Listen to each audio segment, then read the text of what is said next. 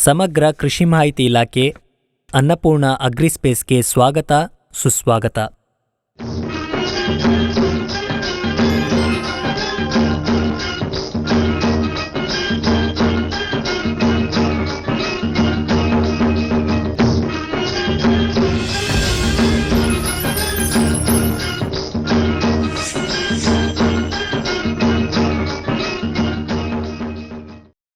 ಈ ವಿಭಾಗದಲ್ಲಿ ನಾವು ದ್ವಿತೀಯ ಪೋಷಕಾಂಶಗಳಲ್ಲಿ ಒಂದಾಗಿದೆ ಸಸ್ಯಗಳ ಜೀವನ ಚಕ್ರದಲ್ಲಿ ಕ್ಯಾಲ್ಸಿಯಂನ ಪಾತ್ರವೇನು, ಅದರ ಕೊರತೆಯಿಂದಾಗಿ ಏನಾಗುತ್ತದೆ ಮತ್ತು ಅದನ್ನು ಹೇಗೆ ಸುಧಾರಿಸಬಹುದು, ಯಾವ ಸಸ್ಯದ ಸಂದರ್ಭದಲ್ಲಿ ಕ್ಯಾಲ್ಸಿಯಂ ಅನ್ನು ಹೇಗೆ ಬಳಸಬೇಕೆಂದು ನಾವು ತಿಳಿಯುತ್ತೇವೆ. ಸಸ್ಯದ ಜೀವನ ಚಕ್ರದಲ್ಲಿ ದ್ವಿತೀಯ ಪೋಷಕಾಂಶಗಳ ಪಾಲು 3ರಷ್ಟು, ಅದರಲ್ಲಿ ಕ್ಯಾಲ್ಸಿಯಂ 1ರಷ್ಟು ಆಗಿದೆ. ಈ ಕ್ಯಾಲ್ಸಿಯಂ ಮುಖ್ಯವಾಗಿ ಎಲೆಗಳು ಹಸಿರಾಗಬೇಕು ಮತ್ತು ಅದರ ಮೇಲ್ಮೈಯನ್ನು ನಿರ್ಮಿಸಲು ಪ್ರಮುಖ ಪಾತ್ರವಹಿಸುತ್ತದೆ. ಅರ್ಥಾತ್ ಸ್ನಾಯುಗೋಡೆ, ಇದನ್ನು ಕೋಶಗೋಡೆ ಎಂದು ಕರೆಯಲಾಗುತ್ತದೆ. ಸಸ್ಯದಲ್ಲಿನ ಈ ಕೋಶಗೋಡೆ ರಚನೆಯಲ್ಲಿ ಕ್ಯಾಲ್ಸಿಯಂ ಪ್ರಮುಖ ಪಾತ್ರ ವಹಿಸುತ್ತದೆ. ಈ ಕ್ಯಾಲ್ಸಿಯಂ ಹೊಸ ಎಲೆಗಳ ರಚನೆಯಲ್ಲಿ ಪ್ರಮುಖ ಪಾತ್ರವಹಿಸುತ್ತದೆ. ಅಂದರೆ ಈ ಕ್ಯಾಲ್ಸಿಯಂ ಹೊಸ ಎಲೆಗಳ ಬೆಳವಣಿಗೆಗೆ ಕೊಡುಗೆ ನೀಡುತ್ತದೆ. ಹಾಗೆಯೇ ಬೇರಿನ ವ್ಯವಸ್ಥೆಯು ಬೆಳೆಯಲು, ಹೊಸ ಬೇರುಗಳು ಬರಲು, ಅಂದರೆ ಬೇರುಗಳು ಚೆನ್ನಾಗಿ ಬೆಳೆಯಲು ಮತ್ತು ಅದರ ಸುತ್ತಲೂ ಈ ಕ್ಯಾಲ್ಸಿಯಂ ಅನ್ನು ಇತರ ಉಪಶಾಖೆಗಳಿಗೆ ಬಳಸಲಾಗುತ್ತದೆ. ಸಸ್ಯಗಳನ್ನು ಹೂವುಗಳಾಗಿ ಬೀಳದೆ ಹೂವುಗಳು ಮತ್ತು ಹಣ್ಣುಗಳಾಗಿ ಪರಿವರ್ತಿಸುವಲ್ಲಿ ಕ್ಯಾಲ್ಸಿಯಂ ಪ್ರಮುಖ ಪಾತ್ರ ವಹಿಸುತ್ತದೆ. ಇದಷ್ಟೇ ಅಲ್ಲ, ಸಸ್ಯ ಹಣ್ಣುಗಳು ಉತ್ತಮ ಆಕಾರದಲ್ಲಿರಲು ಮತ್ತು ಅದರ ಗಾತ್ರ ದೊಡ್ಡದಾಗಿರಬೇಕು, ಅದರ ಚರ್ಮ ಅಥವಾ ಹೊರಪದರ ಹಣ್ಣುಗಳನ್ನು ಬಲಪಡಿಸಲು ಮತ್ತು ರಕ್ಷಿಸಲು ಸಹಾಯ ಮಾಡುತ್ತದೆ. ಈ ರೀತಿಯಾಗಿ ಕ್ಯಾಲ್ಸಿಯಂ ಸಂರಕ್ಷಣೆಯಲ್ಲಿ ಬಹಳ ಮುಖ್ಯವಾದ ಪಾತ್ರವನ್ನು ವಹಿಸುತ್ತದೆ. ಅಷ್ಟೇ ಅಲ್ಲ, ಮಣ್ಣಿನ ರಚನೆಯಲ್ಲಿ ಕ್ಯಾಲ್ಸಿಯಂ ಸಹ ಪ್ರಮುಖ ಪಾತ್ರ ವಹಿಸುತ್ತದೆ. ಮಣ್ಣಿನಲ್ಲಿರುವ ಮಣ್ಣಿನ ಕಣಗಳ ನಡುವೆ ಹೆಚ್ಚಿದ ಆಕರ್ಷಣೆಯ ಬಲದಿಂದಾಗಿ ಈ ಕ್ಯಾಲ್ಸಿಯಂನಿಂದ ಮಣ್ಣು ಅನಗತ್ಯವಾಗಿ ಕಡಿಮೆ ಮಾಡದೆ ಚೆನ್ನಾಗಿ ರೂಪುಗೊಳ್ಳುತ್ತದೆ. ಅಷ್ಟೇ ಅಲ್ಲ, ಸಂತಾನೋತ್ಪತ್ತಿಯಲ್ಲಿ ಉತ್ತಮ ಪಾತ್ರ ವಹಿಸುತ್ತದೆ. ಹಣ್ಣಿನ ಉತ್ತಮ ಆಕಾರಕ್ಕೆ, ಅದರ ಬಣ್ಣಕ್ಕೆ, ಚೆನ್ನಾಗಿ ಹಣ್ಣಾಗಲು, ಹಣ್ಣಿನ ಚರ್ಮವು ಗಟ್ಟಿಯಾಗಲು ಮತ್ತು ಹಣ್ಣಿನ ರಕ್ಷಣೆಗೆ ಈ ಕ್ಯಾಲ್ಸಿಯಂ ಪ್ರಮುಖ ಪಾತ್ರ ವಹಿಸುತ್ತದೆ. ಅಷ್ಟೇ ಅಲ್ಲ, ಹಣ್ಣಿನ ತೂಕದಲ್ಲಿ ಕ್ಯಾಲ್ಸಿಯಂನ ಪಾತ್ರವು ಮುಖ್ಯವಾಗಿದೆ. ಅಷ್ಟೇ ಅಲ್ಲ, ಸಸ್ಯದ ರೋಗನಿರೋಧಕ ಶಕ್ತಿಯನ್ನು ಹೆಚ್ಚಿಸುವಲ್ಲಿ ಕ್ಯಾಲ್ಸಿಯಂ ಪ್ರಮುಖ ಪಾತ್ರ ವಹಿಸುತ್ತದೆ. ಈ ಕ್ಯಾಲ್ಸಿಯಂ ಸಸ್ಯದ ಎಲ್ಲ ಪರಿಸ್ಥಿತಿಗಳಿಗೆ ಸೂಕ್ತವಾಗಿದೆ, ಆದರೆ ಬೆಳವಣಿಗೆ ಮತ್ತು ಹೂ ಬಿಡುವ ಹಂತಗಳಲ್ಲಿ ಬಹಳ ಕಡಿಮೆ ಅಗತ್ಯವಿರುತ್ತದೆ. ಹೂವು ಹಣ್ಣಾಗಿ ಪರಿವರ್ತನೆಯಾಗುವ ಹಂತದಿಂದ ಕಾಯಿ ಪೂರ್ಣಗೊಳ್ಳುವವರೆಗೆ ಕ್ಯಾಲ್ಸಿಯಂನ ಅವಶ್ಯಕತೆ ಹೆಚ್ಚಾಗಿರುತ್ತದೆ.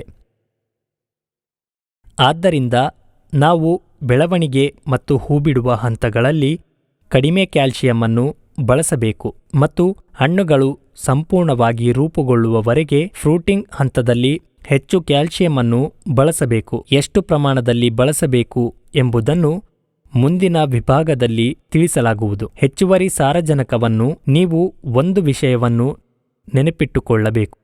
ಹೆಚ್ಚುವರಿ ಸಾರಜನಕವನ್ನು ಬಳಸುವುದರಿಂದ ಸಸ್ಯವು ಅನೇಕ ರೀತಿಯ ಪೋಷಕಾಂಶಗಳನ್ನು ಹೀರಿಕೊಳ್ಳಲು ಸಾಧ್ಯವಾಗುವುದಿಲ್ಲ. ಅರ್ಥಾತ್ ಇದನ್ನು ಹೆಚ್ಚು ಸೇವಿಸುವುದರಿಂದ ಸಸ್ಯವು ಹೆಚ್ಚಿನ ಪೋಷಕಾಂಶಗಳನ್ನು ಹೀರಿಕೊಳ್ಳಲು ಸಾಧ್ಯವಾಗುವುದಿಲ್ಲ. ಅದಕ್ಕಾಗಿಯೇ ಸಾರಜನಕವನ್ನು ತಪ್ಪಾಗಿಯೂ ಅಗತ್ಯಕ್ಕಿಂತ ಹೆಚ್ಚಾಗಿಯೂ ಬಳಸಬಾರದು. ಆದ್ದರಿಂದ ಅನೇಕ ಅಡ್ಡ ಪರಿಣಾಮಗಳಿವೆ. ಅರ್ಥಾತ್ ಸಸ್ಯದ ಅನಗತ್ಯ ಬೆಳವಣಿಗೆಗಳಿಗೆ ಇಷ್ಟೇ ಅಲ್ಲ, ಹಸಿರೆಲೆ ಮತ್ತು ಇತರ ಪೋಷಕಾಂಶಗಳು ಅತಿಯಾದ ಸೇವನೆಯು ಸಸ್ಯಕ್ಕೆ ಹಲವಾರು ಸಮಸ್ಯೆಗಳನ್ನು ಉಂಟುಮಾಡುತ್ತದೆ. ಸಾರಜನಕವನ್ನು ಅಧಿಕವಾಗಿ ಬಳಸುವುದರಿಂದ ಅದು ಸಂಭವಿಸುತ್ತದೆ. ನೈಟ್ರೇಟ್ಗಳು ಸಸ್ಯದ ಅನೇಕ ಭಾಗಗಳಿಗೆ ಹರಡುವ ಮೂಲಕ ಇತರ ಪೋಷಕಾಂಶಗಳನ್ನು ಹೀರಿಕೊಳ್ಳಲು ಸಸ್ಯಕ್ಕೆ ಸಹಾಯ ಮಾಡುವುದಿಲ್ಲ. ಸಾರಜನಕವನ್ನು ಅಗತ್ಯಕ್ಕಿಂತ ಹೆಚ್ಚಾಗಿ ಬಳಸಬಾರದು. ಅದರಲ್ಲಿ ಒಂದು ಪ್ರಮುಖ ದೋಷವೆಂದರೆ ಸಾರಜನಕದ ಅತಿಯಾದ ಬಳಕೆಯಿಂದಾಗಿ ಸರಿಯಾಗಿ ಹೀರಿಕೊಳ್ಳಲು ಸಾಧ್ಯವಾಗುವುದಿಲ್ಲ. ಕ್ಯಾಲ್ಸಿಯಂ ಕೊರತೆಯಿಂದಾಗಿ ಎಲೆಗಳು ಬೀಳಲು ಪ್ರಾರಂಭಿಸುತ್ತವೆ. ಸೂಕ್ಷ್ಮವಾದ ಎಲೆಗಳು ಸಹ ಬೀಳಲು ಪ್ರಾರಂಭಿಸುತ್ತವೆ. ಅಷ್ಟೇ ಅಲ್ಲ, ವಿವಿಧ ಸ್ಥಳಗಳಲ್ಲಿ ಹಣ್ಣುಗಳ ಮೇಲೆ ಎಲ್ಲ ಬಣ್ಣಗಳು ಕಲೆಗಳು ಕಾಣಿಸಿಕೊಳ್ಳುತ್ತವೆ. ಅಷ್ಟೇ ಅಲ್ಲ, ಅಂತಿಮವಾಗಿ ಹಣ್ಣುಗಳು ಕೊಳೆಯಲು ಪ್ರಾರಂಭಿಸುತ್ತವೆ. ಹೆಚ್ಚಿನ ಹೂವುಗಳು ಬೀಳಲು ಪ್ರಾರಂಭಿಸುತ್ತವೆ. ಅವು ಹಣ್ಣುಗಳಾಗಿ ಬದಲಾಗುವುದಿಲ್ಲ. ಅಂದರೆ ಸಂತಾನೋತ್ಪತ್ತಿ ಮಾಡುವ ಸಾಮರ್ಥ್ಯ ಕಳೆದು ಹೋಗಿದೆ. ಹೂವುಗಳು ಹಣ್ಣುಗಳಾಗಿ ಬದಲಾಗದೆ ಬೀಳಲು ಪ್ರಾರಂಭಿಸುತ್ತವೆ, ಅಥವಾ ಹೊಸ ಎಲೆಗಳು ಬೆಳೆಯಲು ಪ್ರಾರಂಭಿಸುತ್ತವೆ, ಅಥವಾ ಹಣ್ಣುಗಳ ಮೇಲೆ ಕಲೆಗಳು ಕಾಣಿಸಿಕೊಳ್ಳಲು ಪ್ರಾರಂಭಿಸುತ್ತವೆ, ಅಥವಾ ಹಣ್ಣುಗಳು ಕೊಳೆಯಲು ಪ್ರಾರಂಭಿಸುತ್ತವೆ. ಆದ್ದರಿಂದ ಇದೆಲ್ಲವೂ ಕ್ಯಾಲ್ಸಿಯಂ ಕೊರತೆಯಿಂದ ಸಂಭವಿಸುತ್ತದೆ. ಸಸ್ಯದ ಫಲ ನೀಡುವ ಹಂತದಲ್ಲಿ ಪೊಟ್ಯಾಷಿಯಂ ಪಾತ್ರವು ಕ್ಯಾಲ್ಸಿಯಂನಷ್ಟೇ ಮುಖ್ಯವಾಗಿದೆ. ಆದ್ದರಿಂದ ನಾವು ಸಸ್ಯದ 3ನೇ ಹಂತದಲ್ಲಿ ಹೆಚ್ಚು ಕ್ಯಾಲ್ಸಿಯಂ ಅನ್ನು ನೀಡಬೇಕು. ಅದು ಫಲ ನೀಡುವ ಹಂತವಾಗಿದೆ. ಕ್ಯಾಲ್ಸಿಯಂ ನೈಟ್ರೇಟ್ ರೂಪದಲ್ಲಿ ಇದು ಕ್ಯಾಲ್ಸಿಯಂ ಮಾರುಕಟ್ಟೆಯಲ್ಲಿ ಲಭ್ಯವಿದೆ. ನಾವು ಇದನ್ನು ಕ್ಯಾಲ್ಸಿಯಂ ನೈಟ್ರೇಟ್ ಎಂದು ಕರೆಯುತ್ತೇವೆ. ಸಸ್ಯದ ಮೊದಲ ಮತ್ತು 2ನೆಯ ಹಂತಗಳಲ್ಲಿ ಕಡಿಮೆ, ಅರ್ಥಾತ್ ಇದನ್ನು ಬಹಳ ಮಿತವಾಗಿ ಬಳಸಬೇಕು. ಅರ್ಥಾತ್ ನೆಲದಲ್ಲಿ ಹಾಕಬೇಕಾದರೆ 2 ಹಂತಗಳಲ್ಲಿ ತಲಾ 2 ಕಿಲೋ ಪ್ರಮಾಣದಲ್ಲಿ ಕೊಡಬೇಕು. 3ನೇಯದಾಗಿ ಅಂದರೆ ಫ್ರೂಟಿಂಗ್ ಹಂತದಲ್ಲಿ ಕನಿಷ್ಠ 25 ಕೆಜಿ ಕ್ಯಾಲ್ಸಿಯಂ ಅನ್ನು ಸೇರಿಸುವ ಮೂಲಕ ಕ್ಯಾಲ್ಸಿಯಂ ಕೊರತೆಯನ್ನು ಸರಿದೂಗಿಸಬಹುದು. ಆದ್ದರಿಂದ ಪ್ರತಿಯೊಬ್ಬ ರೈತರು ದ್ವಿತೀಯ ಪೋಷಕಾಂಶಗಳಲ್ಲಿ ಒಂದಾದ ಕ್ಯಾಲ್ಸಿಯಂನ ಪ್ರಾಮುಖ್ಯತೆಯನ್ನು ಅರ್ಥಮಾಡಿಕೊಳ್ಳಬೇಕು. ಸಸ್ಯಕ್ಕೆ ಕ್ಯಾಲ್ಸಿಯಂ ಲಭ್ಯವಿರಬೇಕು. ಆದ್ದರಿಂದ ಹೆಚ್ಚಿನ ಇಳುವರಿ, ಗುಣಮಟ್ಟದ ಹಣ್ಣುಗಳು ಮತ್ತು ಉತ್ತಮ ಬೀಜಗಳನ್ನು ಪಡೆಯುತ್ತೇವೆ. ಹೆಚ್ಚಿನ ತೂಕವು ಹೆಚ್ಚಿನ ಇಳುವರಿಗೆ ಕಾರಣವಾಗುತ್ತದೆ. ಆದ್ದರಿಂದ ಪ್ರತಿಯೊಬ್ಬ ರೈತರು ಈ ಕ್ಯಾಲ್ಸಿಯಂ ಅನ್ನು ನಿರ್ಲಕ್ಷಿಸದೆ ಪ್ರತಿ ಬೆಳೆಯಲ್ಲಿ ಕಡ್ಡಾಯವಾಗಿ ಬಳಸಬೇಕು. ಧನ್ಯವಾದ.